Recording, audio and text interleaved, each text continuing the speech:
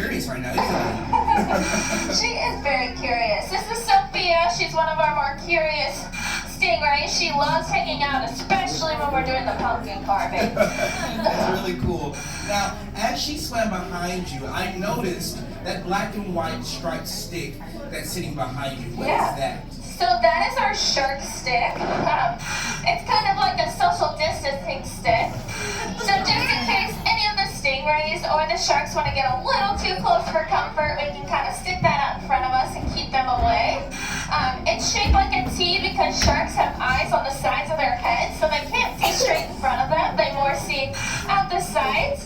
It also is black and white to give them a little more contrast. They actually have pretty good sight, but just helps them see it a little better. That makes a lot more sense. Now, did you guys happen to see any sea turtles that were at the other windows? Did you guys see any sea turtles? You did? Now, Abby, we have 2 sea turtles in the habitat. What are their names? We have 2, yes. Quasi and Tsunami. Quasi and Tsunami. And I hear that they're both rescue sea turtles. Is that true? They are, yes. So those guys are both victims of boating accidents, unfortunately. When Tsunami was hit by a boat, her whole jaw was fractured, so she can't open her mouth very wide. It actually gets really bad after a couple weeks, to the point where she can't really open it at all.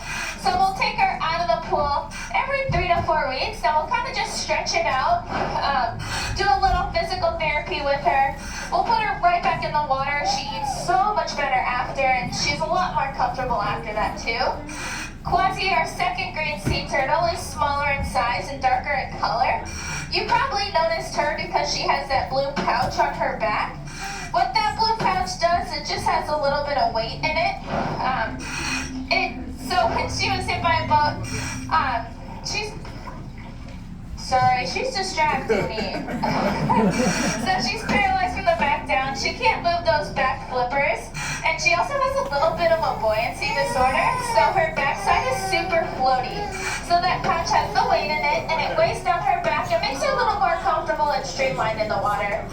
Speaking of the sea turtles, there's one up above, guys. Look at that.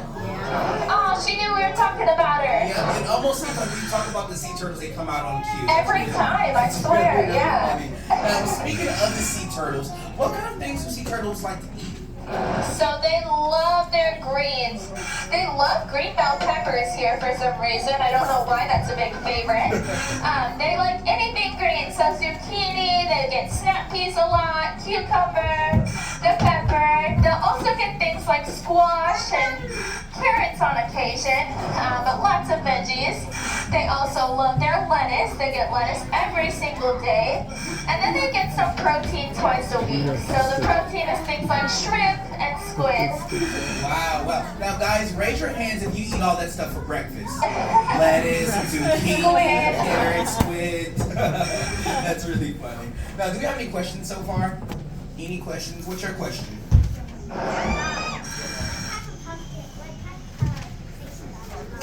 Say that one more time.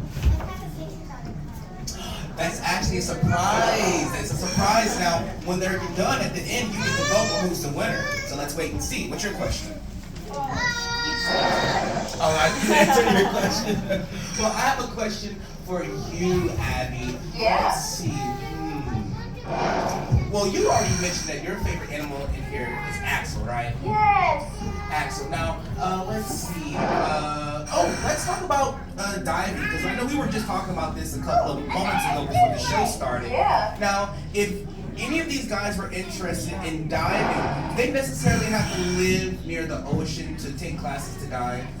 No, you do not actually. Really?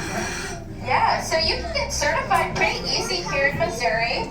All it takes to get certified is to do 5 dives in a pool and 4 dives out in the open water. The open water can actually just be a lake or a quarry, which is what we do here in Missouri. So whenever you're as young as 12 years old, you can go out and get your full certification. If you're 8 years old, you can do what we call a bubble making class, where you just get in a pool and learn what it feels like to breathe underwater, because it's a really cool and unnatural thing, but a really cool thing to do. And then Yeah, once you do your certification, you have it for life, which is really cool. That's amazing. And how many years have you been diving? Oh gosh. I think I've been diving about 7 years now. Wow, that's amazing. Yeah. So guys, if you're interested in doing the same kind of stuff, you can be exactly where she is right now. Yeah. Wouldn't it be cool to swim with sharks for fun, for work? Wouldn't it be cool? Right. Now, It is cool. let's talk about this purple patch of color that's on the